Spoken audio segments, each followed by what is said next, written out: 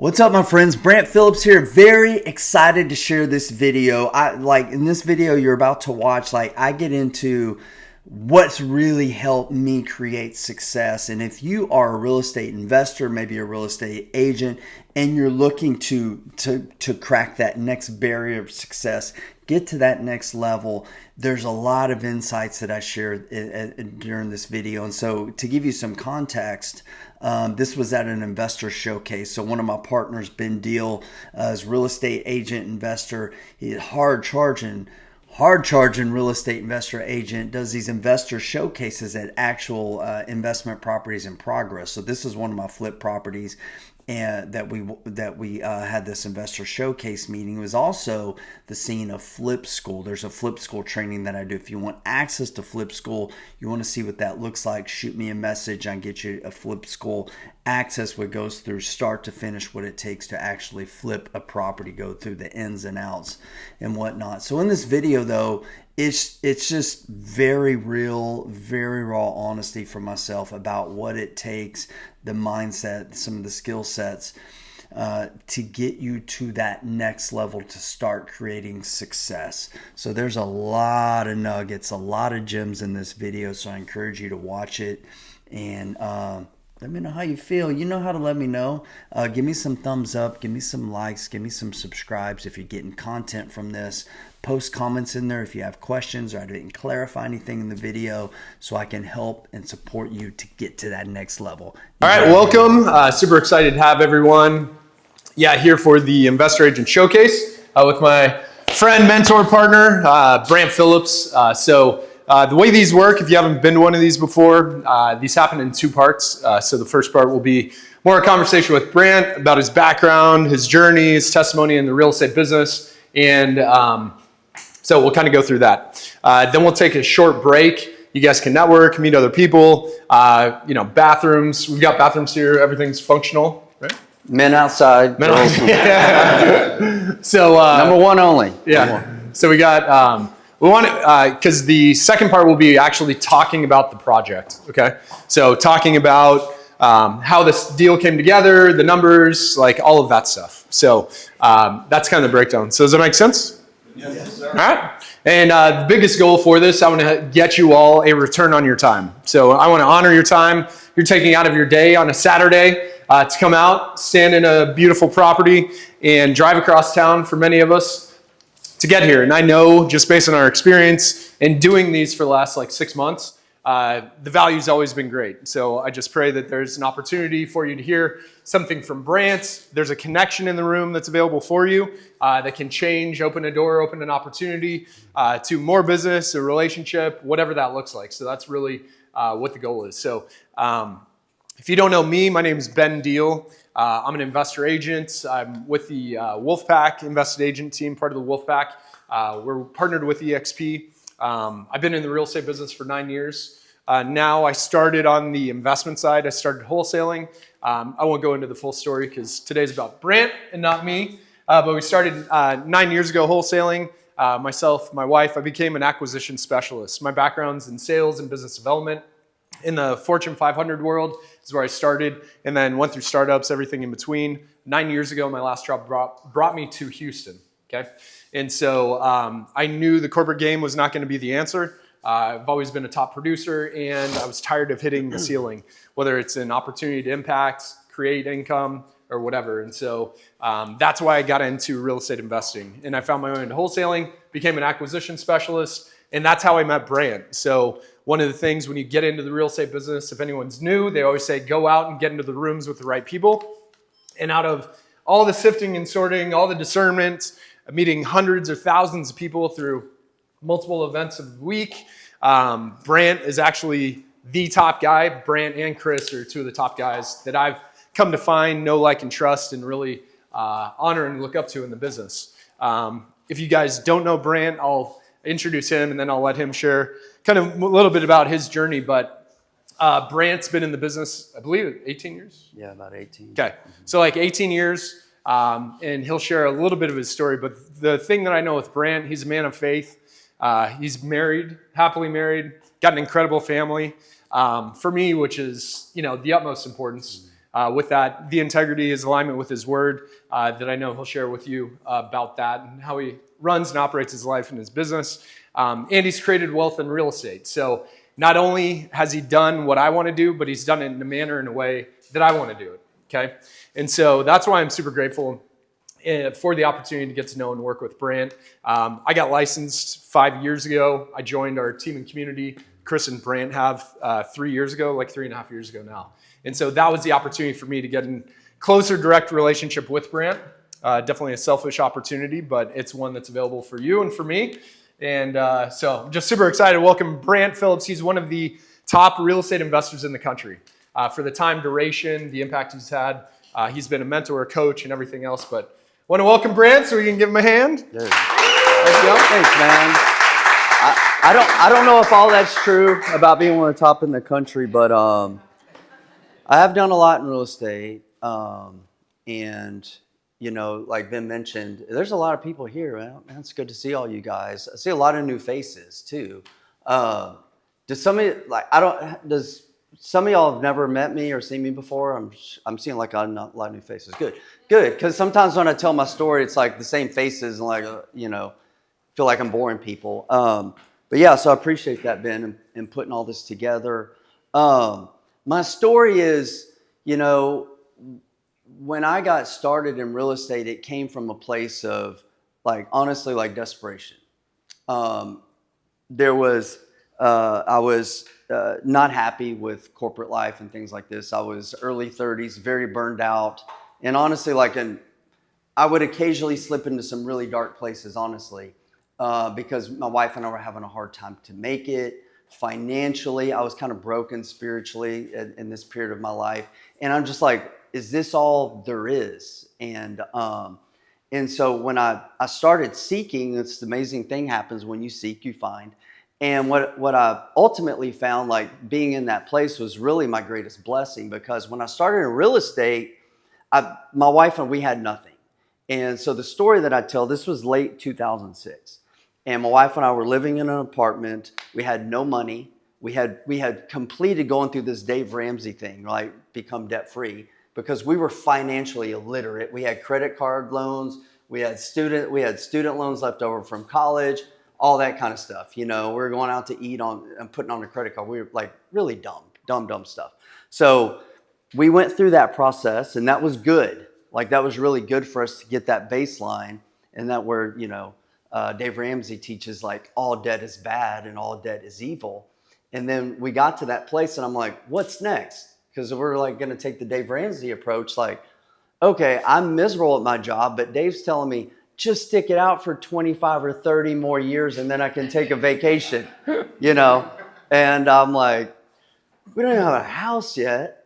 And we had a kid. We had another kid on the way. My wife wanted more children. I'm like, we're going to be broke the rest of our lives. Like, I was like seeing myself as like my mother and father, who I love and I honor, but I also saw their struggle. I saw them losing their home, losing everything, even though my dad worked his butt off. So I'm like, I didn't want that. So, but I had nowhere else to go. So fortunately, real estate kind of appeared through various things.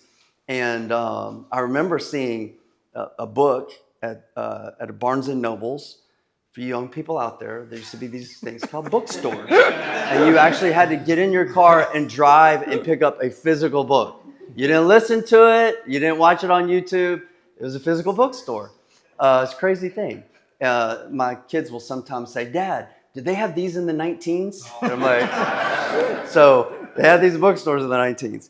Anyways, this is actually in the 2000s. So I remember seeing not one, but several books. It was like how to do real estate with no money down.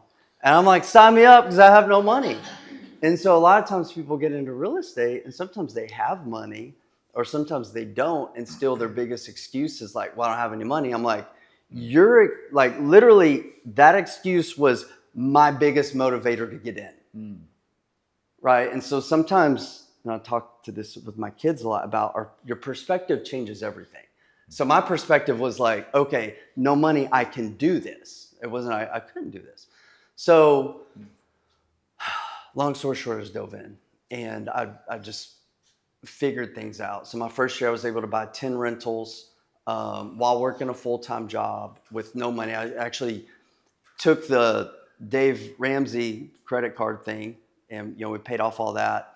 And then I read Robert Kiyosaki, and then immediately borrowed against the credit cards we just paid off to get into my first deal.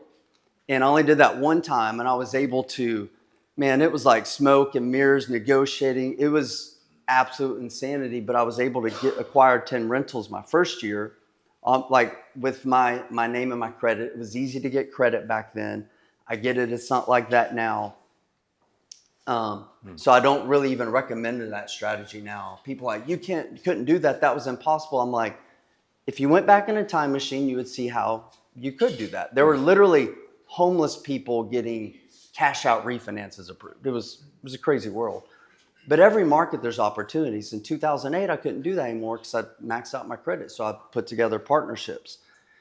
Continued buying rentals. I had about 25 rentals after that. In 2009, I went full time, began raising private money, started flipping houses soon thereafter. So you want to share a little bit about your first deal, like how you got that? And what that Yeah. looked like? So the first deal was into 2006. It was December 2006. Was sitting in the apartment, and I had read Robert Kiyosaki, and I was also listening to Tony Robbins at the same time. So it was like I was getting this real estate education, and then really the first time in my life, other than like doing some things at church and whatnot, like really spending time on my mindset. And so I was like it was probably not a healthy amount of like this like just boldness and confidence that I had. But I'm like, I was listening to Tony Robbins. I had a CD. Once again, kids, CDs, physical CDs. I had to put it in my car. I was listening to this thing every day driving to work. And I'm like, I'm doing these shouts and chants. So I told my wife, I was like, you've heard the story before, but Tony got into like vision boarding and all this kind of stuff. And I'm like, I don't have anything to lose. Tony's really successful. I'm broke. I'm just going to listen to what this man says and just give it a try. What's going to happen? We lose our apartment, So I went and bought this poster board from CVS, and I bought a black Sharpie marker, and I drew these 10 squares on a poster board. And I told my wife, I was like, I'm buying 10 rentals this year. And thinking she's probably going to laugh at me, whatever. My wife has always been incredibly supportive most of the time. And every night she's not, I'm like, okay, I need to stop and listen. And I'm like, I'm going to buy 10 rentals this year. And she's like, first she was like, how are you going to do that? And I'm like, I don't really know. I'm just like, Tony says I can do it if I put my mind to it, so I'm going to do it. and she said like a boss. Yeah, exactly. And I'm like, I haven't figured that out yet, but it's going to happen. I put this thing on the wall of our apartment. She allowed me. It was ugly as could be. And so I'm like, but amazing things start happening when you really commit to something. When you commit like with a no matter what attitude. So I signed up for a weekend boot camp and went to a weekend boot camp first weekend of January of that year. Met a wholesaler, went under contract a couple weeks later, and closed by the end of the month. So that was how I did the first one. And from that first one, what I learned from that was big, was I literally, so I used this credit card as my down payment, whatever. And it was a rental, like I said. I had to get that thing renovated and leased ASAP because I had a hard money loan payment coming due. And I could afford that payment. But if it was 2 or 3 of those payments without a renter in place, I'm like, I might have been out of business. This was the game I was playing, and I'd do what you got to do. Like, I don't tell everybody, hey, go put money on a credit card, do this and do this. I'm just telling you, this is what I did because this is the outcome that I wanted, and that was the path I was taking. So I got that house renovated really quick, leased before that first, payment was due, and it changed my life. Because I bought a little P.O. box I still have to this day, and I showed up that day. I remember my wife was in the car, and I opened up. I'm like, it worked. I got that first rent check, and it just changed my perspective, right, of this passive And it's not passive, by the way. I was misled. I want my money back on that boot camp. But that changed my life. And after that, it was just took off. Yeah. So, because what I hear you say, the mindset is the most important part, like shifting the perspective. So for you, especially with finances and dealing with money inside the world of real estate, what did you find was the most important thing for you to, increase your belief around that from having nothing? Because I know even, real estate, it's a 100% commission business. Like there's, you get paid directly in result to the value you bring to the marketplace. And more importantly, it's through doing deals. Yeah. So how did you navigate, that mental financial challenge, now and even all the way through, your journey? Because I think people's relationship and mindset around money and resources, even like you mentioned earlier, just a challenge. But what was it for you that helped? Well, back then, I had, I was very naive a lot of times. But what I like to share is one, I tell people that I never got into real estate for money. That sounds weird because a lot of people are getting into real estate to get rich. And that was like number 3 or number 4 on my goals. Like my goal, and I'm not saying this was a good attitude for me, but I hated my existence in life and my job.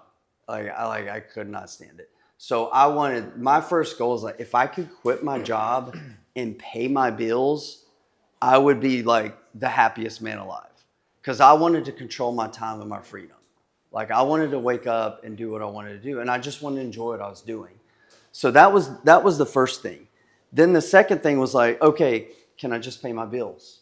And if I knew if I could do that, then I could figure out the third part, which is how do I get rich? And then it came a little bit more complicated in not trading away all my time, because I essentially traded my time from a job to my time to my business, which I was good with, but then I had to work to get that time back. So to answer your question, Ben, is for me, everything really, you mentioned mindset. We've talked about faith a couple of times. To me, the most important part for entrepreneurs is that mindset piece, right? It's that mindset piece. It's your vision that you have, the commitment that you have, which is tied to your heart and your faith. So everything is connected back. So whenever I'm in alignment with what the vision, what I feel the calling, what the calling in my heart is, which comes from God, if I'm in alignment with that, everything's going to be fine. Even during the lean times when the money's not there, it's okay. I'm pursuing, this is what I'm supposed to be doing. That money doesn't matter as much. If I get out of alignment with that, I'm pursuing something different, then all these doubts, worries, fears, and all that kind of stuff gets a lot harder. That being said, if there was a lesson that I either wish I had known back then or had been explained to me differently, or maybe if I just received it differently, would have been this, is when it comes to being successful, let's talk about real estate, which applies to other businesses, but I like to call it, there's essentially these 3 ways that we can lead to creating wealth. These 3 buckets of income or 3 buckets of real estate. So imagine I had 3 buckets sitting in front of me, A, B, C. So we call bucket A active income. We call bucket B passive income, and we call bucket C wealth.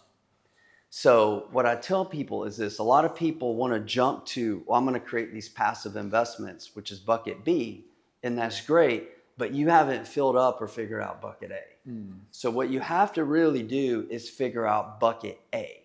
What is your active income? What meets and exceeds your bills each and every month so that you're not worrying about it? You got to figure out that bucket piece, because you could start maybe, do some sub-twos, whatever, raise some money, do some passive investments. But passive investments typically at certain periods of time, they eat cash. So if you don't have those cash reserves, that money to pull on that, you will lose those passive investments, or the investments that you have. I know this because I've seen this from other people, not my own, thank God. But I took, like I do lending, and I took back several properties from last year from people that I didn't want to, but they hadn't figured out bucket A. So when they ran into problem B, they couldn't go to A. Does that make sense? Yeah. So figure out bucket A. So what happened to me that I didn't mention was after little over 2 years of doing all these rehabs, I was using a hard money lender. And Ben mentioned like he gravitated to acquisitions. He's really good at sales. He's good at acquisitions. I really like the rehab side of stuff. So when I got into real estate investing, you can focus on marketing, all these things. Like I enjoy being at job sites and being around contractors and seeing projects like this come to fruition. So right when I was ready to quit my job 2 years into it, I had these 25 rentals, but they weren't paying the bills. They were like $100 to maybe $300 positive cash flow. And I had a couple partners involved in the second, set of properties I bought. So it wasn't paying my bills, but I wanted to quit my job. And my hard money lender, who I've become very good friends with, was seeing my guys work every project. He's reviewing my draws. And he's like, man, your guys are good and they're fast. And he was like, have you ever thought about doing construction for other people? And I was like, I haven't, but I'm going to do that. Immediately, I'm like, I'm going to do that. And a month later, I had a website, launched a construction company with my construction manager, and that took off like a rocket. That wasn't in plan. That's just a matter of doing the work and putting yourself in the right environment and being open to good ideas. So that took off like a rocket, and I didn't realize it at the time. But, that's my bucket A. So that essentially, within a month later, I put in my 2 weeks notice and quit my job. And they also offered me a promotion when I told them I was quitting. So it was like a temptation, like company car. I wasn't making a lot of money, but I was like 50, 60 grand. What was I doing? What was your job that you quit? So I was in law enforcement 7 years prior to that. And I really enjoyed that. I was going to go federal, do the rest of my life. I met my wife, we had a child. There's all these politics. I got out of that. And I went into corporate sales, okay, which I wanted nothing to do. I was the opposite of Ben. Like, I'm not really a people person. I'll be honest. Like, I can just be happy alone, and I'm reclusive, and I'm shy. And I like you guys, but everybody else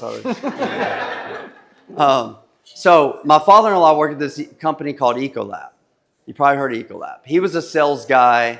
He's very outgoing. He's great in sales. I'm like, I can't do what he does. I'm not a salesperson. So she's like, he'll get you an interview. I'm like, fine, I'll take the interview. So I get this job at Ecolab. And I don't know anything about Ecolab. So what my job was I was a territory manager, which I was sales and service. What does that mean? So I literally was selling dishwasher soap, laundry detergent, mop cleaner, floor cleaner, and I had to wear like slacks and a shirt and a tie, and I hated wearing ties. Like I vowed, like when I quit this job, I'm never wearing a tie again. And I wanted to wear t-shirts and shorts and all this. So I take this job, and my area was like the medical center, okay? And we lived out here in Southwest Houston, Sugar Land, Richmond area. And it was like very little sales, I come to find out, who managed accounts into a service. So what did that mean? So I had to put on this lab coat in like 100-degree weather in Houston. It's humid. And I had to go into these accounts, and I'm literally laying under the ground, servicing dishwashing machines, gooks falling in my face and in my mouth. And I'm just dripping sweat when I get done. And I have to take all this stuff. And I'm laying in wet puddles of water, working with 220-volt electricity, which I knew very little about, and plumbing. And then I had to go like dripping sweat and go to my next account and do a sale and service. And it was miserable. And I worked long hours on this kind of stuff. So I just absolutely hated it. But back to construction, I weave a lot. We'll go over here. That helped me, that bucket helped me like, this can replace my income. And then there's this other thing too, where it wasn't just an income exchange, it was an energy boost, right? So whether I was making $50,000 or $60,000 from that job and now making $50,000 or $60,000 from construction, one, it was something that was my own. Number two, like I could choose who I work with or don't work with. And it's like all this boost of energy. And I'm like, now I can focus on what I want to do, which now, because I had replaced that my active income with my own business, I was able to focus on more so on my investments and start buying more rentals, doing other passive investments. And the more that you do that, each bucket runs over, and that's how you create wealth. Because I created passive income, and so there was income coming in, and now like, oh, I can look at my balance sheet. Okay, wow, that's $100,000 of equity. Before I was like zero. So that didn't seem like, for some people, 100,000. To me, it was like game changing. I was like, I'm onto something here. So that lesson was really important. So a lot of people want to skip the steps. How long did that take from the beginning to where you felt you were getting that construction job? Well, so I started in 2007. I did 10 deals. In 2008, I did 10 more deals. I had 10 rentals. Still with the old job? Still working my job. I worked insane hours. Like I would have nights, some nights I literally didn't sleep, or I would sleep 3 or 4 hours a night, like a lot. So like when you're in that moment, in that growth phase, what is the motivation? Like what's the drive for you? That's what I tell people is like, if you don't have that piece, I'm not going to say that you're not going to make it, because some people will, because they're probably smarter than me or have bigger cash reserves. But for those who are starting out with little to nothing, you're going into a battlefield. Okay. And it just sounds like cliche or whatever, but my why and my reason was so much bigger than any problem that I had. Sometimes it didn't feel that way, but I'm like, I have to figure this out because I have to get there. Right. So what was that for you? It was I wanted to be free, and I wanted to control my time. I wanted to pursue the calling in my heart, and God I just felt like there was something bigger for me and my family. Right. And, I mean, I could go on for hours and hours and hours, but as a child, my dad always had a job and he struggled.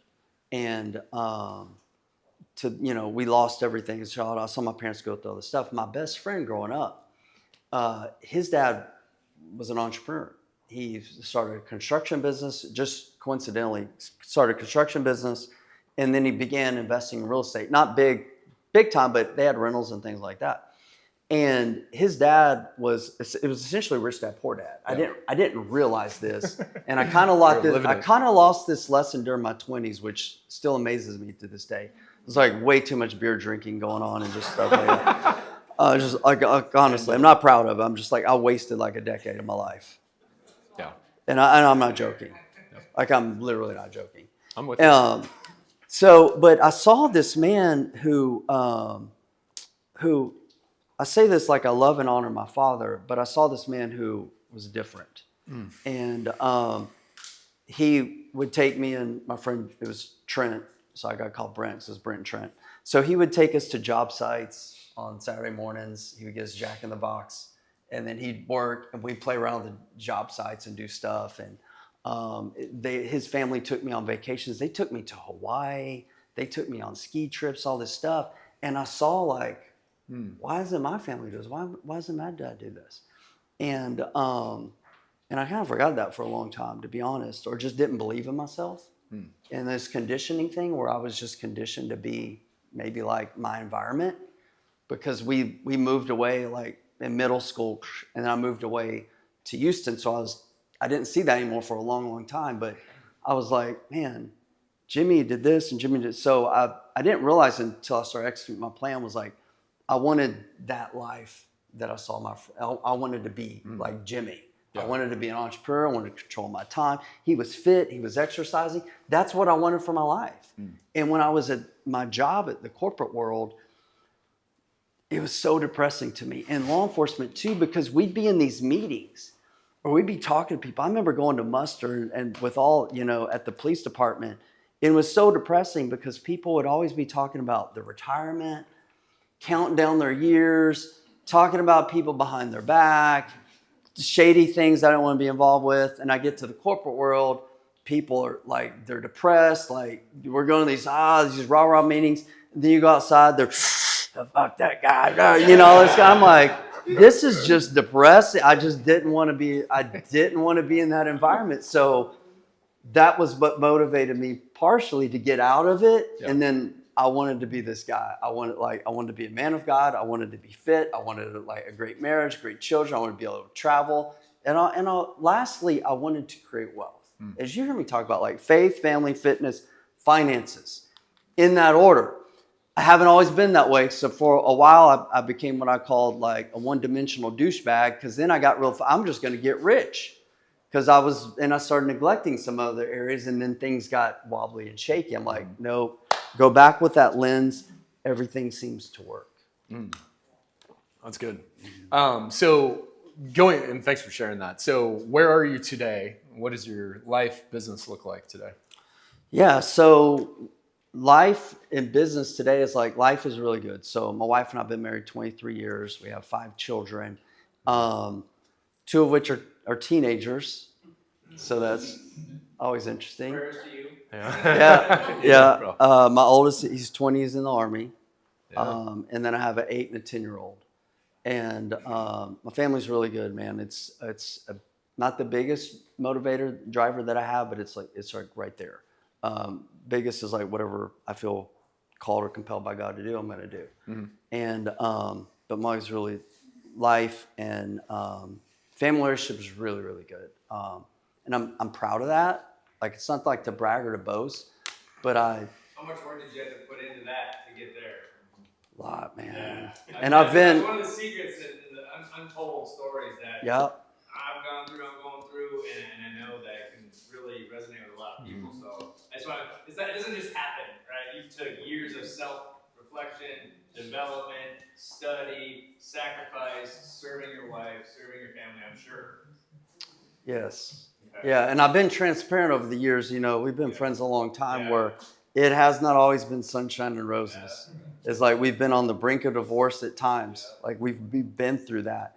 But through all that, like it's been like, oh, it's amazing because we went through that together. Like there's no question. Like she's got my back and I've got hers. Now she's a strong-willed, 100% Italian woman who will share her mind. Yeah, every step of the way. And so I used to like really get pissed off, and I'm like, it's just feedback, right? It's just feedback. We have intertwined interests. So that's for faith, family, fitness. Like you got to invest in your fitness. Like your body is your vehicle, it's your vessel. It controls everything. What does your schedule look like today? I still work an insane amount of hours. Like I really do. And I think I'm just wired that way. When I say work, a lot of it's reading, writing, studying, like meetings with my team. I work from home. So for the what's your day look like? It just depends. So usually wake up around 5:30 or 6 most days. I have this little chair I've had for about 14, 15 years. Sit in my chair, have my coffee, read my Bible, sit, think, pray, whatever, for about an hour each and every day. And then I get to work. Get to work is emails, phone calls, stuff like that on my computer a little bit. And then I have team meetings, and every day is a little bit different. What my business looks like today, though. Okay, so this is also really important. Is I've heard this said before that you can have and create anything that you want, but you can't create everything that you want, not all at once. Okay, so when I got into real estate, like I mentioned, my focus was on buying rentals. There was other opportunities there. We all see this, but I knew that I have like ADD to a certain extent, and I know I just had to put my blinders on and just look at this. So I focused on buying those rentals, and I'm like, I would get occasionally, hey, there's this boot camp or there's this class. I'm like, nope, let me just do this. So I did that long enough till, like I said, about 25 rentals, and I had systemized it enough where I'm like, okay, I can do this now without taking up too much time. So I kept doing this, and then you can add on, or what I say is you can add a bolt-on business, right? Or you can build on to what you're currently doing. Okay, so then that for me became construction. And after you I don't want to say master, but when you get really good at that first thing, if it's synergistic with what you're already doing, then it's much easier. Okay. So then my construction company, well, I already knew for the most part construction. So starting actually that construction company was fairly easy because I had done the hard part of building the construction team. Like, okay, so then that became easier. Then I started flipping houses, and I really enjoy flipping houses to this day. So I started flipping houses. So that was essentially a bolt-on business. Mm-hmm. And then over the years, where I guess the way you could say is like we're trying to vertically grow with these companies. So over the years, we still have rentals, we still flip houses, we still have a construction company. Started doing owner finance notes, and we also, when I started raising a lot of money, I had a problem where I had too much money. Like I would literally, and I had a call yesterday. I have a class next week to teach you how to do the same. I had a call yesterday with a lender who's upset because she has $700,000 sitting that she needs me to get to work. This is like, I'm not joking. You think your biggest problem is money, that's the easiest part of this whole thing. It's the easiest part. But when I had this problem, I'm like, I didn't want to buy more real estate. I was like happy with my progression. And I've seen guys where they go out and run and buy and they overbuy and things crash. So I didn't want to do that. So I'm like, well, I'm not going to use your money. I'm not going to go buy deals unless it fits my criteria, but I can lend your money. Would you be okay with that? And like, so we work out deals. So I started lending.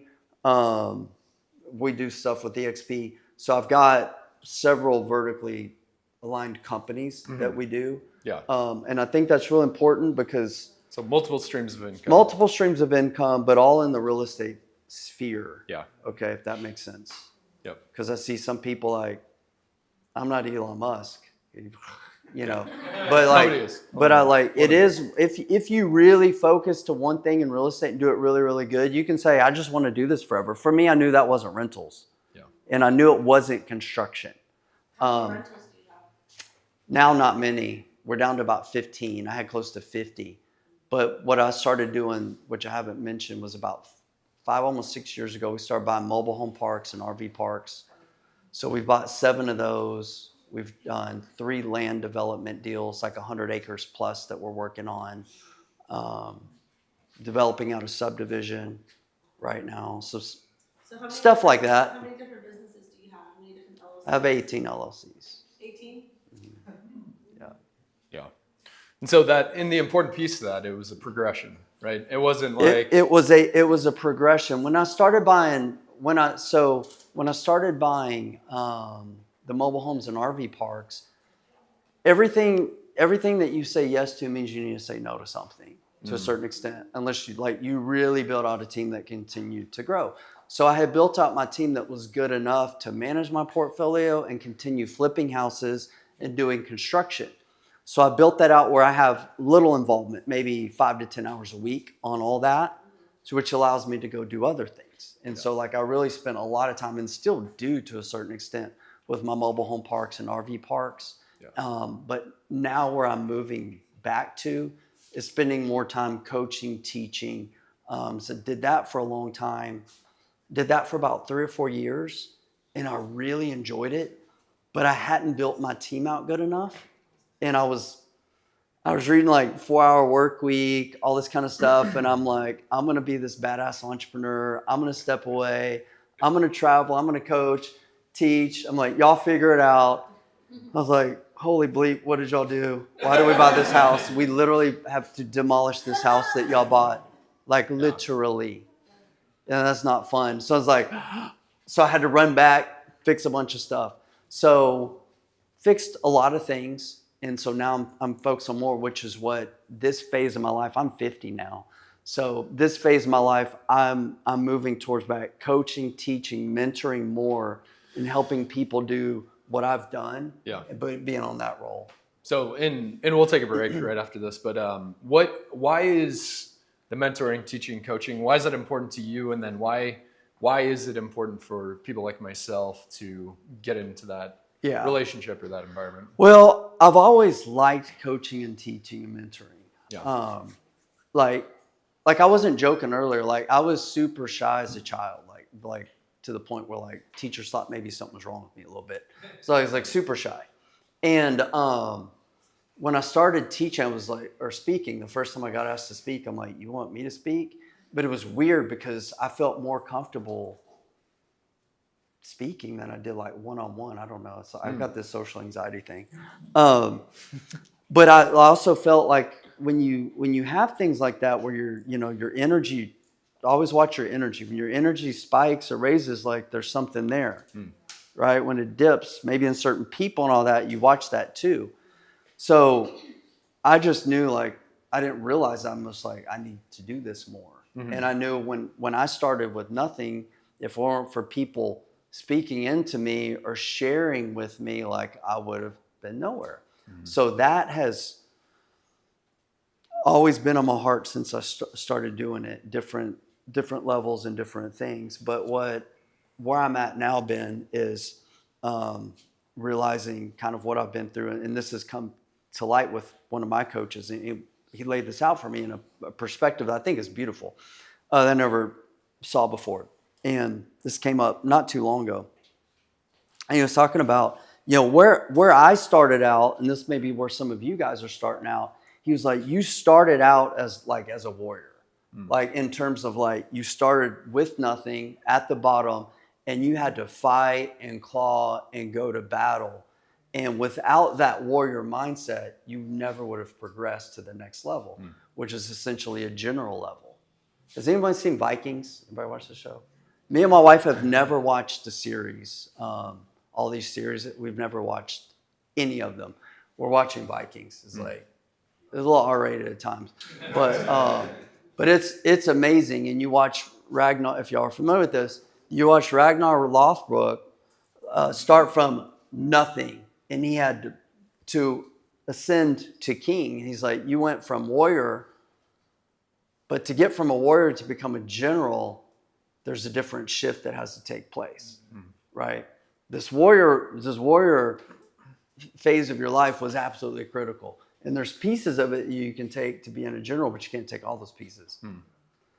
But then there's a different skill set and a different mindset to ascend from a general to a king. Okay, I'm not saying I want to be a king, but I'm telling you, I want to be in a place of mentorship, guiding. And so I'm just now really taking more of those steps into that place. Weird things happen when you turn 50. And I'm like, shit, I'm really 50. Like, there's a lot. I've got more gray hair than you. I got my license. Well, I got my license. My wife's a hairstylist too. She doesn't color my hair. Yeah. I will admit, I'm not like, my wife's working with my wife did hair for 10 years. When we first got started, we were broke. And she went to hair school. And then we started having kids. 5 kids. She's like, I don't want to work anymore. I want to focus on the kids. She did that for 10 years. And she's been helping me part-time. She's like, I don't like it. She's like, meaning real estate. She's like, it's not where my heart's at. And I always knew. Yeah. She's like, I don't want to do this anymore. I'm like, we don't have to do anything. But if you want to do something, you do. She's like, I miss doing hair. So she's back into hair. Oh, okay. And she has a mentor who is not a hair lady. She's a skin lady. Oh. So I got a little yesterday. So she's like, you're looking a little wrinkly. I'm like, so that's funny. I'm just going to tell you guys, like, yeah. So and that's the mentorship, coaching, who you surround yourself with. I mean, that's why I'm here, right? That's why I'm, in relationship with Brant. That's why I use selfishly my real estate license, to get in the room, to get in a relationship with Brant and Chris, right? And so I just know there's massive value in, like what Brant was saying, if you're in alignment with people that have done what you want to do and they've got the heart to serve and be open to do that, like that's where I want to be. And that's why I'm grateful, for you and Chris and the opportunity, because it's surrounding yourself with the people that are on that same journey, and then also walking with or behind or being able to work with someone that's been through it Yeah. right? There's massive value with that because you've created the results I want to create in the manner that I want to do it, right? Yeah. So, and that's the other reason why I want to do this. It's and so I think it's a big part of the reason you're doing this too. yeah. Right. And so we follow from above, like we're looking for guidance and mentorship to lift us up, but at the same time we should always be pulling up. Like one of my students just put a flip property on the market a couple of weeks ago. He's in it for 185, 190, something like that. Got a full price offer at 250 last week. And it did bust out. He's negotiating stuff. But he's probably going to make, I don't know what his net profit will be, but a good chunk of change. And so whenever he told me last week, the week before, because the week before, that he got a full price offer, dude, literally like almost like in tears, like it's like when your child rides a bike or something like, you know, like, ah. And so whenever you share that makes me feel great, and knowing that you're doing that to others, helping other people. And that's, we're all here to make money and we're all here to do deals on that kind of stuff, but there's a lot more at play than just making money. Yeah, for sure. Yeah. Opportunity, impact, relationship, serving. So so real quick, we're going to take a break. So if anybody needs to use the restroom, coffee, donuts, but more importantly, take some time to walk around the property. And even more importantly than that, meet some of the people that are here. We're going to break for like 5-7 minutes, and then we'll come back. And then we'll do the second half, which will be talking about this deal, the project, what's been going through here. This was a hoarder house, okay? So absolutely transformed, and that's one of the cool parts about real estate, the opportunity to transform. But one, I'm just super excited. The big reason why we do these events is to get people in the room together, get value and wisdom, from the investor agents, that we work with, investors that we partner with on these. As Wes said, we do these twice a month. So we highlight agents that are in our team, in our community, and then other people that I know, like, and trust that are doing unique things in the business. And we just have not found a better opportunity to create value and get more people together than these events. Like, I put on events, Brant's done events, we've done classroom events, we've done educational events, but nobody turns out to these events like this one. And so that's why I'm excited. I know they're unique. So anyway, that's why I'm here. So the first part is done. So we got to hear, everybody appreciate Brant's testimony, his journey so far. Thank you. And so I think the cool thing too, just to think about when you hear about his testimony and everything he went through, like, is Brant done? No. Is he done? No. So the work is still in process. So it's not like there's a finish line. And that's one of the cool things that gets me excited. And that was one of the things too. It's like, Brant has created the results that I want, but he's still not done. He's still going. He's still in the business, right? And now, as you kind of hear through the progression, now his heart is back into the place where he's going back to serve and so in people. So that's why I'm excited, just timing-wise, me personally, and for other agents that are in our team community, and really for the greater investment community. But we're going to talk specifically now about the project and what this looks like, and kind of walk through A to Z on the deal. But you mentioned in your real estate journey, you did the construction company. You really enjoy doing flips. So first, how many flips have you done? How many projects have you done? We stopped counting after 500. Okay. Well, we've done 500 deals that are either rentals, a majority flips. We do a lot with owner financing, but Okay. 500. So stopped at 500, so plus or minus, however many.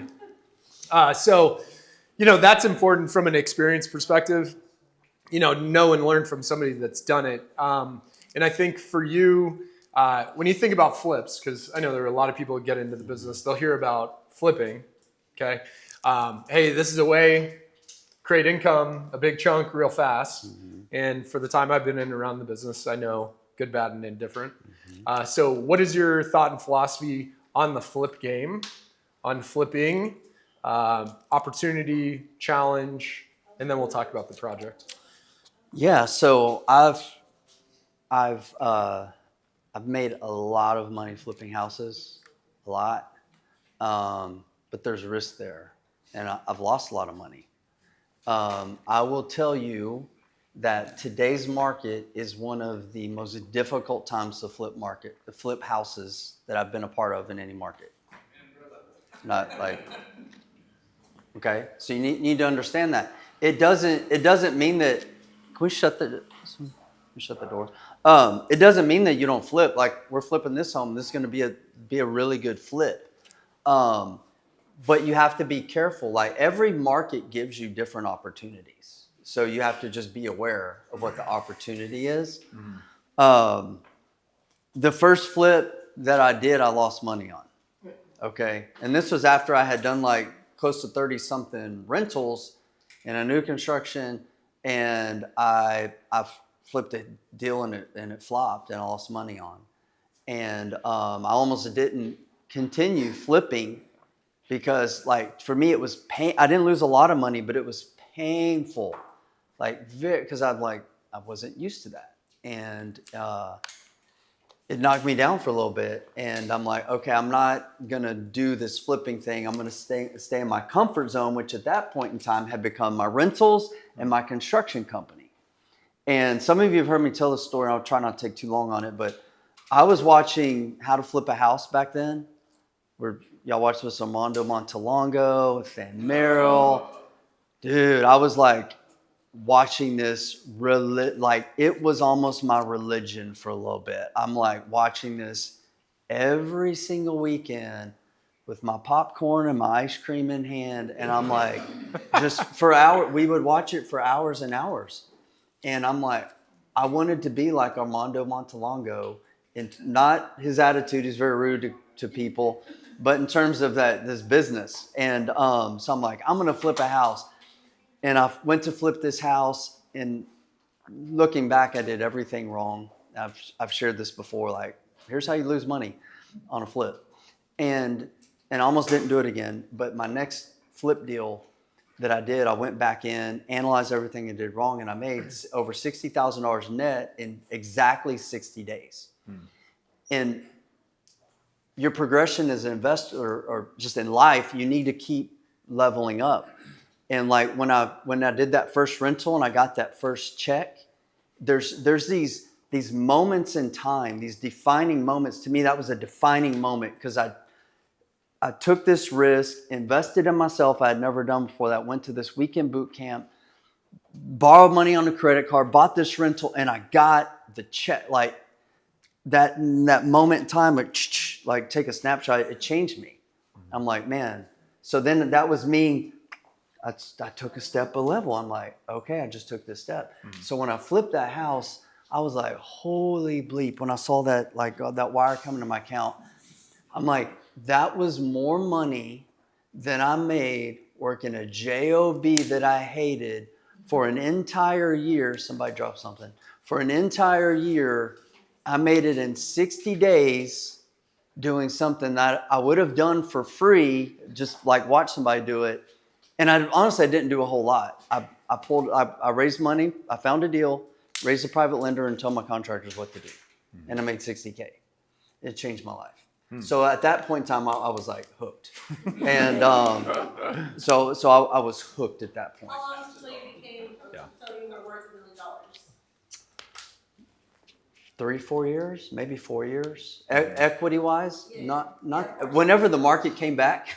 So bought rentals 2007, 8, 9, 10 to 11, around there. So probably like conservatively 4.5, 5 years. So when you got into the flips, like, because a lot of people will hear the success stories a lot, mm-hmm. but people will, if they share their challenges, because there's a lot of risk in flipping. So how do you manage that? How do you manage the risks? Yeah. Okay. So, well, you have to know your numbers, number one. So a lot of investors, they don't really know their numbers. Okay. One of my mentors calls this irrational exuberance. It's a big word. A big word. Like they like, oh, I'm just gonna go flip this house, and I'm like, what are your numbers? But like, oh God, don't do that. So we have to be real careful. So number one is like, you need to know your numbers. let's say that. Like, what do you know the house is going to be worth afterwards? Like, where you have like real data, not, well, maybe it's worth this, or if we get like I see people doing that. So what's it going to be worth? Okay. And what's the second most important information you need to know? The repairs. Okay. So you have to know that number. Okay. And you have to be comprehensive with it. I've seen construction bids that, it's $50,000 and there's one page of paper with paint, countertops. No. Our template to estimate construction is over 650 line items. 684 to be exact. 684. I got it from you all that. I was going to say 700, but I'm like, I don't know if we're in the 700s. So when we estimate a scope of work, we start with 684 line items, potential things we could do, eliminate about 500 of them, so we're not doing them, but we're left with 184 approximately. People that are we're doing a flip school class for this, so everyone in flip school has seen our scope of work. So you need to know that number, okay, which will determine your offer price, and you need to know what that buy price is. And then that doesn't mean everything's going to work out great. It means you've set yourself up to succeed. Well, and before you get into that, why is the buy price so important?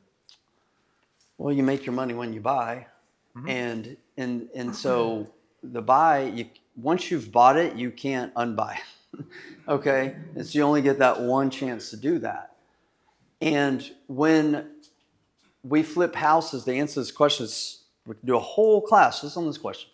So how do you safeguard yourself? So one, those of you work with me or flip school, you've heard me say this.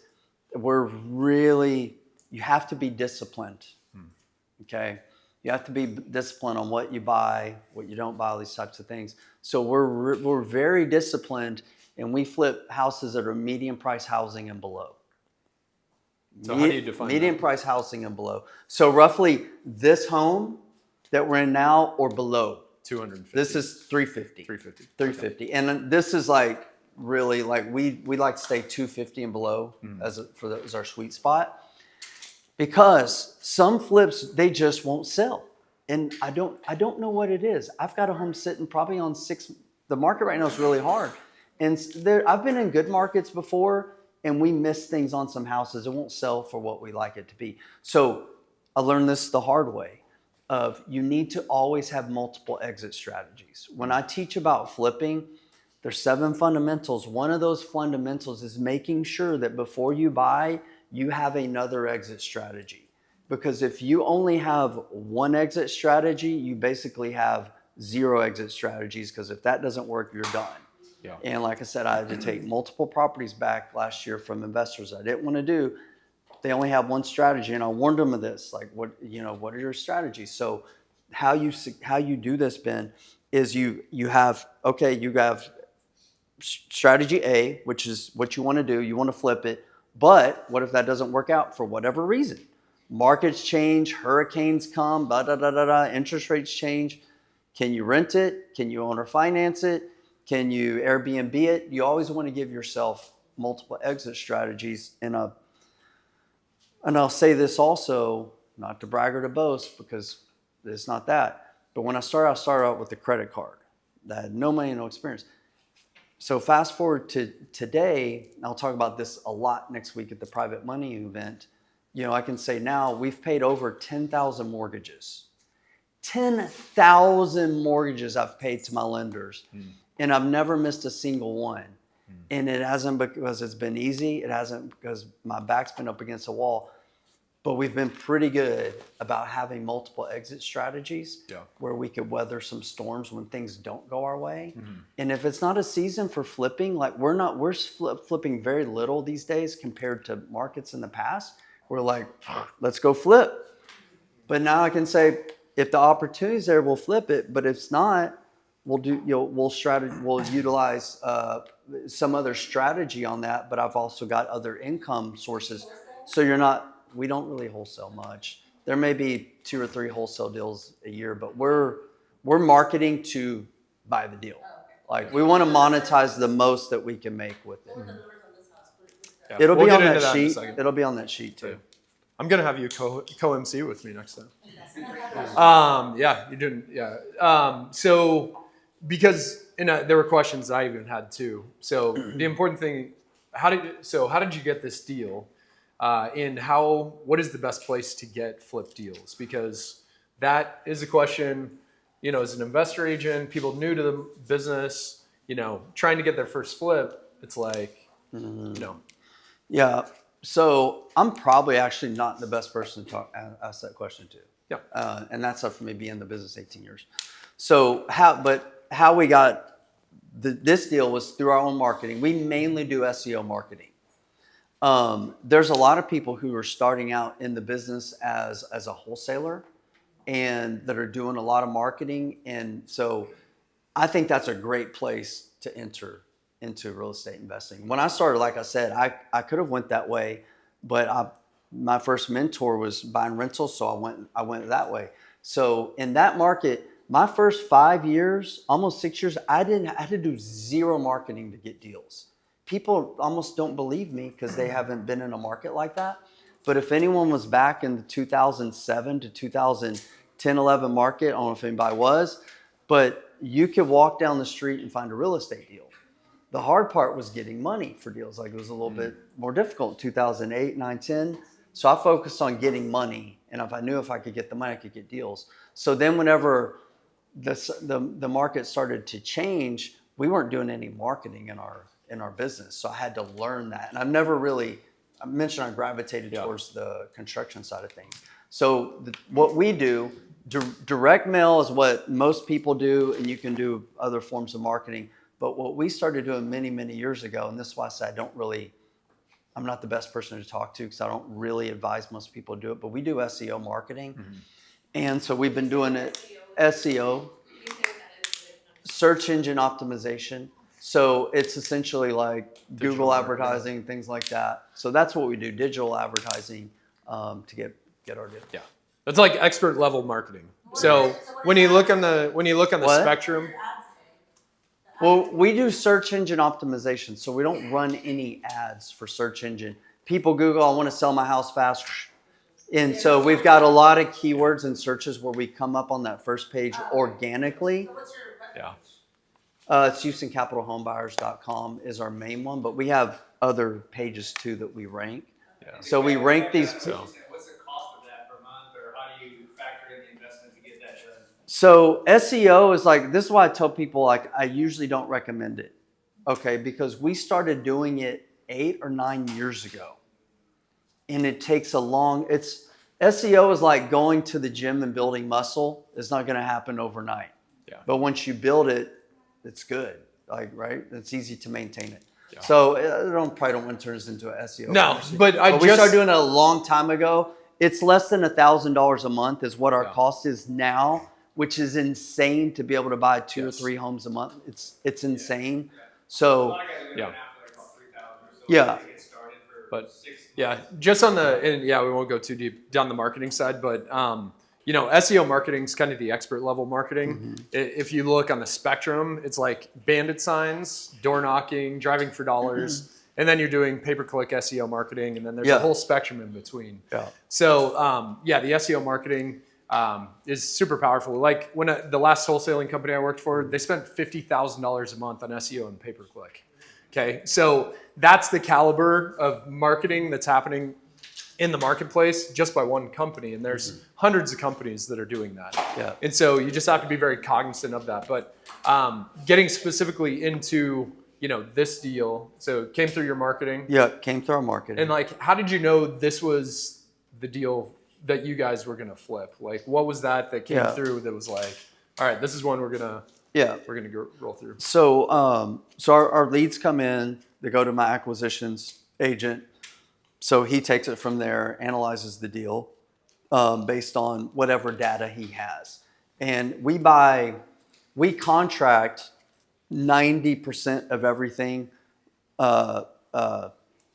virtually, meaning he doesn't go out to those properties and look at deals.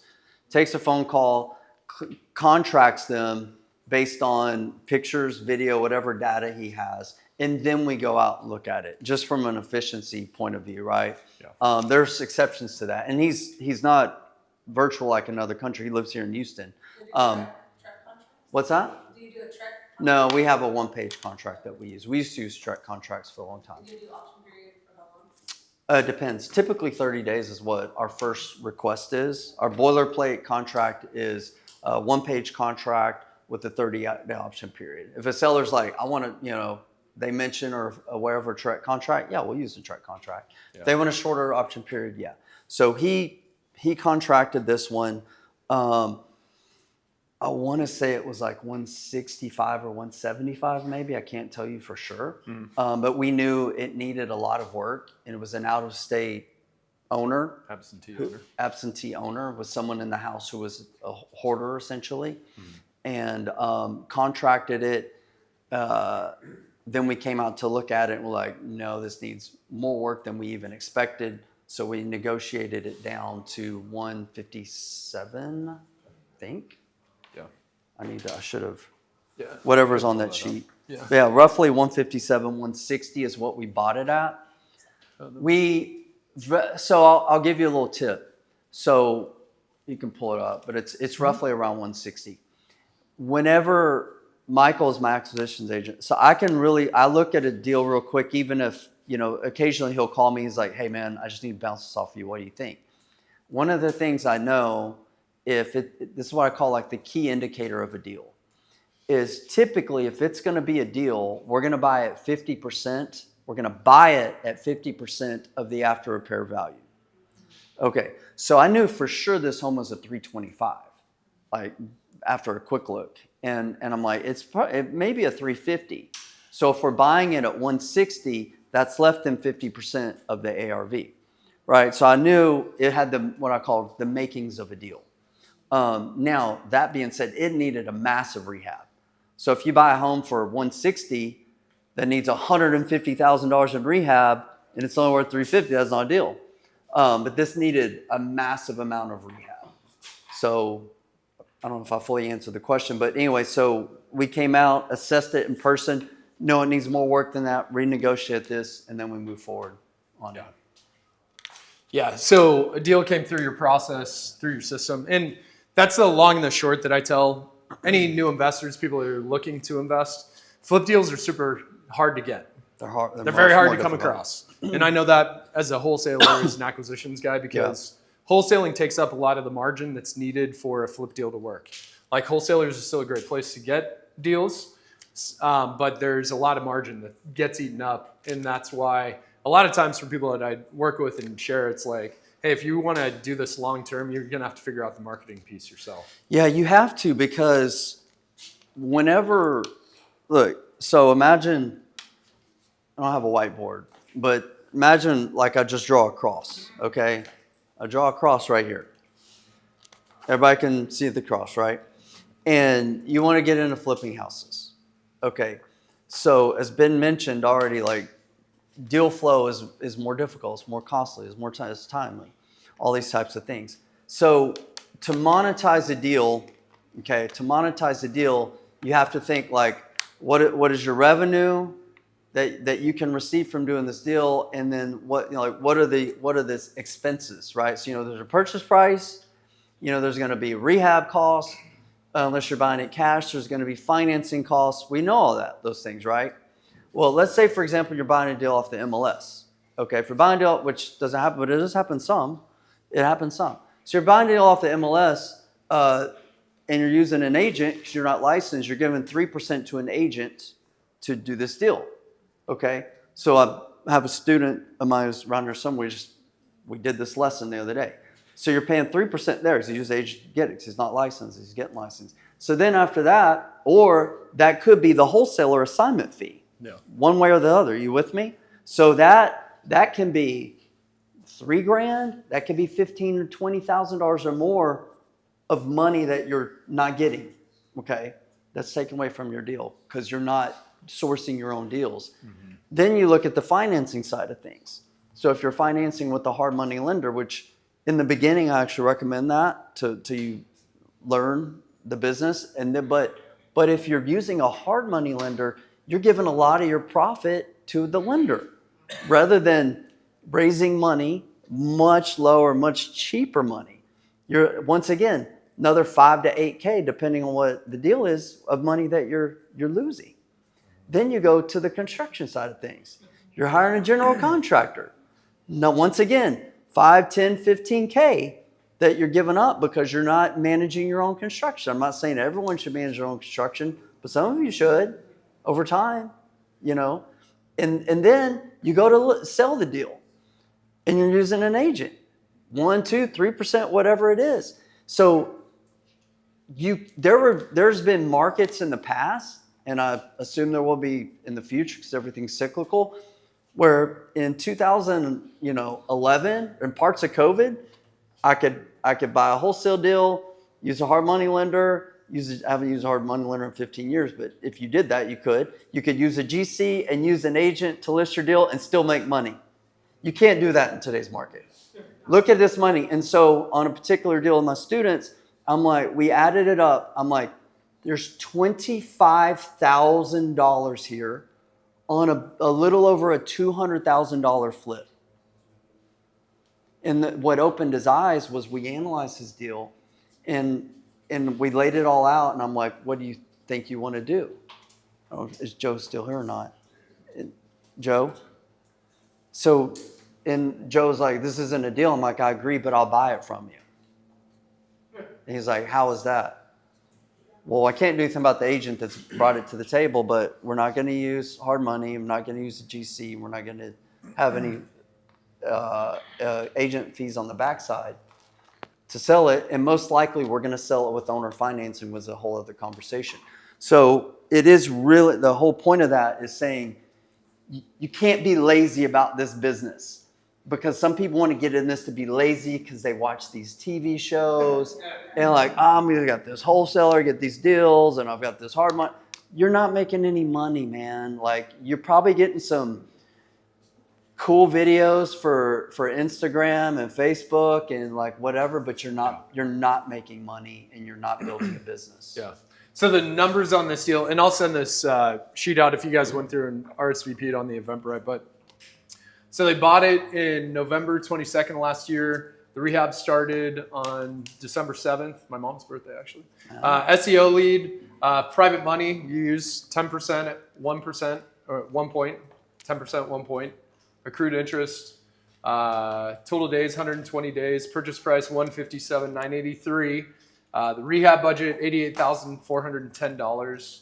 ARV on the property. I think we've gone over at this point. Yeah, ARV 330 to 350. Projected profit $45,000. Yes, right. And so to clarify, I think we're going over into the 90s on a rehab budget, based on what I heard yesterday. But we haven't verified everything. But probably going to be in the mid to low 90s on the rehab. The be careful with the HGTV numbers, I call them. I used to watch those shows. I'm like, these numbers are not real. So the 45,000 is also factored in. My wife does my listing, so the 3% commission that we'll receive, we're capped, so we don't pay any broker fees now. It's minimal. So that 45 is accounting for the realtor fees. Like, that's the net profit to our company essentially. So keep that in mind. Yeah. And even at the bottom of your sheet, so you guys will see this, but even at the bottom of the sheet here, it says break-even profit even after holding for 12 months, right? Yeah. So whenever Ben shares this is something that we use internally with my acquisitions agent. This is what he sends me when he's like, hey, I put this under contract. I get a copy, of the contract, but also this is called the Mesa. And this is how we analyze our deals.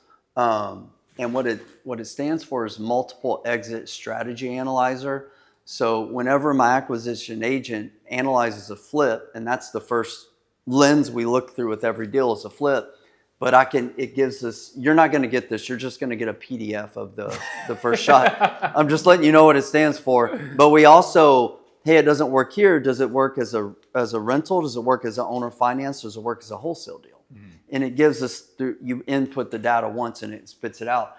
But real important is at the bottom, if you pull up that sheet, If you pull up the bottom of the sheet, I just need to read it with my old eyes. There's this section, it says key indicators of a deal.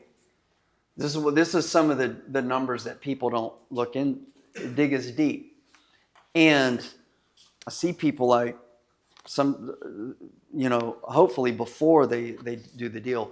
But if you are flipping a home and you're going to make $15,000 if everything goes well and you sell it in 3 or 4 months, that's not a deal. There's this saying that I heard many, many years ago and I took to heart. A deal is low risk and high reward. Low risk, high reward. Not medium to high risk, medium, high, or low reward. That's called a no deal. So there's 3 indicators of a deal. So when he plugs in his numbers, those will either turn green or they will turn red. So one of them is, will we break even or even have a minor profit if we have to hold the property for 12 months? Right? Not that we're going to plan on holding for 12 months, but if we did, would we still be okay? And if not, okay, how many months until that green turns red, where you start losing money? The return on investment will be more than 15% after the 6-month mark. So the 6-month mark is typically where we're selling on average. So we want at least a 15% return, right, on what money's being invested in. It's not even our own, it's other people's money. So our return is technically infinite, but it's our time, energy, effort, and risk. We want at least a 15% return on it. Does that include your wife's commission? What's that? That 15% profit, does that include the realtor commission? You can, how we play around with it, but yes. So I'll look at it through both ways. Like, I'll reduce the commission from 6% to 3%. But yes, I do usually factor that in because that's what our take home pay is. Mm-hmm. Right. And then you look at the 6-month projected profit. Is that going to be 50% or more of the rehab cost? People don't take this into mind. Oh, I'm going to do this flip deal and it's $100,000 rehab and I'm going to make $15,000. No, that's high risk. That's a lot of time. That's a lot of energy and effort. That's not a deal. Yeah. So if you're spending all this time and energy in managing construction, even if you're hiring a GC, the more construction that you are doing, it's more risk. There's things are drug out, right? Mm-hmm. Properties flood, they get vandalized, hurricanes come. That's all your risk exposure. So you want to reduce that. And if you're not reducing it, you want to make sure you're getting paid appropriately for it. So there's other things that we look at. You insure your properties? Oh, yeah, yeah. Which is another reason why it's harder to flip and do real estate these days, because construction's gone up like crazy. Insurance, taxes. It's like much, much more difficult. It's not the same business. Like, we're constantly like analyzing and looking at things. And that's why I started doing, honestly, like mobile home parks and RV parks, because I thought things were changing. Yeah. So I was like, let's look at some other opportunities here that aren't, there's red ocean, blue ocean. Flipping is a red ocean.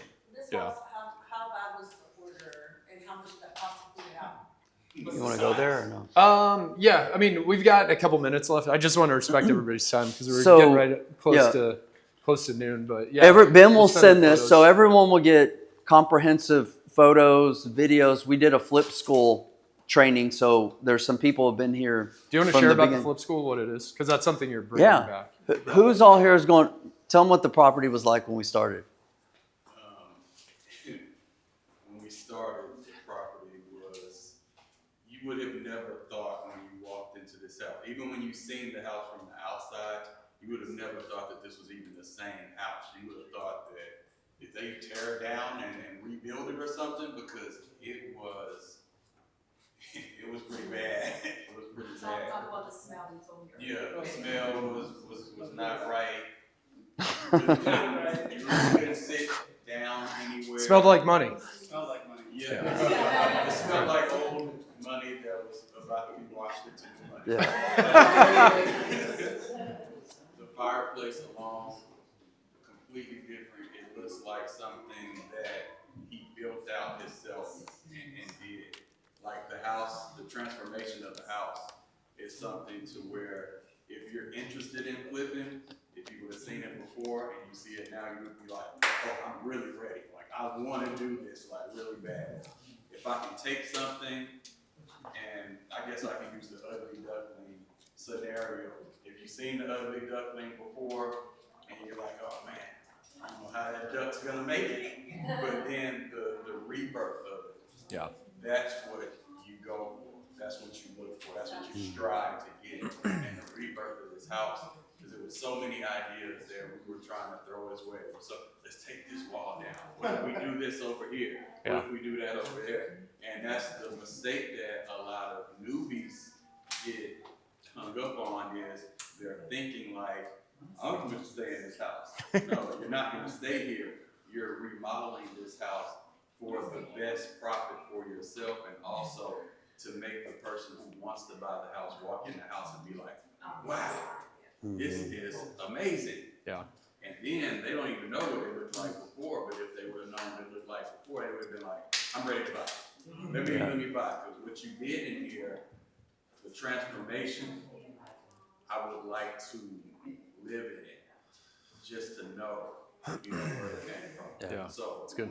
complete horribly stuff at first. Yeah. Now, I lay on the floor, I can go in any room, Smells good. the bathroom, the master bathroom. Awesome.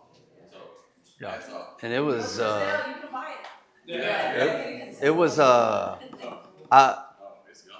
it was, we probably should have, yeah, so y'all will have all this. So I encourage, if you're looking at flipping, go and look and see. But we probably should have had hazmat suits for our first flip school. Yeah, it was. I Yeah. had like a good 5 centimeters of skunk on my shoe. Oh yeah, there were fleas, all that kind of stuff. Yeah. So, and that's one of the things. So that's where those opportunities come through. And that's why opportunities like that are unique in terms of like the ones that are actually the deals. Yeah. So, as we close, like do you want to share about Flip School and then about the event next week? Yeah, so Flip School, what we did was we had small group of people, maybe 15 to 20.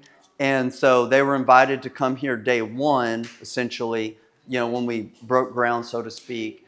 And then I've just shared with them, here's how we founded it. Here was marketing. Here's how, we did a scope of work. Here's how we raised money. Here's how we're managing the rehab. Like he was mentioning, discussion, like we were thinking about like demoing this whole thing because it was like a little bit awkward, a little bit dated. The kitchen was required a lot of thought, game planning on that. So the kitchen was not completely different, but it was a big, and for those of you who are from Flip School saw what it was like before to where it is now. So you got to see the whole process, things that we've dealt with contractors, basically start to finish. We will be doing another one soon. Yeah. So I know So keep an eye out for that. Yeah. And then the one thing, Brant, we didn't talk about. One, so that's the opportunity for you all. Flip School, you've got the opportunity to walk with Brant through a project. And so I know there's agents in our team and community And that all have the done that. agents on our team get access to that. Get access to that for free. And so we're able to participate in that. So that's one of the unique things. So this is a 30-second, 20-minute conversation about the project, but that's been a 6-week or 8-week program. We started from the beginning. Yeah. So we November, did our first December. school, in December. So Yeah. we do periodic, meetings and virtual. It's based on the property, that's the school. Yeah. So you do it for the timeline of the project. Yeah. So. Until it sells. So we've got that. The other thing Brant didn't really get into is and he's spoke about it, but Brant has raised all his money for a majority of his business through private capital, right? Mm-hmm. So and he's got an event next week. So and how much money do you think you've raised by now? For your over deals? 50 million at this point. It's like $50 million to like fund this business, your machine, right? And so what's the event next week that you're doing? Yeah, so it's Friday and Saturday. It's at Russell Simmons Texas Real Estate Investment Center all day. Minimum 9 to 5. I'm not going to promise we won't go longer, so we might. Full day, raising private money for real estate. After 2.5 years of using hard money, I learned about private money and started raising money then. I used hard money sparingly for another year or so, but I haven't done a hard money loan in 14 years probably. Been 100% private money. We have, like I mentioned, not to brag or to boast, but we have more money than I personally am going to use. So we do lending and we do other things with it. But the purpose of the event is, for most people, it's their biggest excuse to not begin investing in real estate is because like they don't have money. And like basically I'm going to take a machine gun out and just like blow that to pieces, because it's a bunch of BS that you're telling yourself. If you have the right systems and the strategy. So I'm just going to show you everything that I do to raise private money in 2 days. Cool. What's it cost? So, What's that? What's it cost? It's $147 unless you're part of the team. Then it's half because I do have hard costs. The link will be on that sheet too. Get signed up quick because like it is. There's only about 40 people I think that at a max, and so we've got 32 or 33 right now, maybe even 34, 35. I'm not sure. So if you want to come. It's this Friday, this Saturday. This Friday and this Saturday. yeah. Yep. So, and we'll send that information out to you all. So, So, was that a good return on your time? All right, cool. So right before, like, I want to definitely thank Brant. You guys are welcome to hang out. Make sure to connect with Levante with his business. Grab your headshots, and then with Wes as well. But the one thing, if you are interested in these events, we are doing these twice a month. Okay, so we'll have 2 going in April, and those are looking like we're going to be revisiting some existing projects. So one of the unique things that our team and community was doing is a deal that I had that came through, my business relationship with an investor, a deal that I generated. We ended up turning that over to 7 agents on our team. So we did a team flip, and that is in process of being completed. So that'll be one that we'll be revisiting in April. So maybe the beginning or mid-April. These typically happen middle, end of the month. So we'll be doing that one. And then we may also be revisiting a project we were just at with Louver, who's here. I don't know, but they've got $1 million flip in Memorial that's finishing. So we were there a month or 2 ago, and we may be going back to that one. So stay tuned for that. If you're a real estate agent and you're interested in what we are doing, okay? If you're not part of our invested agent team or a Wolfpack, I've got QR codes that I put up, or if there's somebody that invited you that's a part of our team, reach out to them, say, hey, look, I'm new, I'm an agent, I'm with another brokerage, I'm getting started, I see the value in what you guys are doing. Reach out to that person, reach out to me, you can scan the QR code, book a time to talk, just to see where you're at. Our goal is to help you get to where you want to go. It's not to sell you on what we're doing. It's like, actually it has nothing to do with EXP at all. It's all about the opportunity to be in the room with people like Brant and Jose, and to start being in the community and the ecosystem where we're collaboratively learning and doing this business together. So that's the last opportunity and ask. Actually, the last ask I'm going to do is have everybody walk over here next to Brant. And so we're going to take a big picture. Okay, so Levante is going to take a photo of all of us. So I'm with Wildcat Lending. So just shoulder to shoulder, just find some space. We do 6 We're going to take a photo and then we'll break. Refundable. That's why I asked you about insurance. Oh, okay. Might be something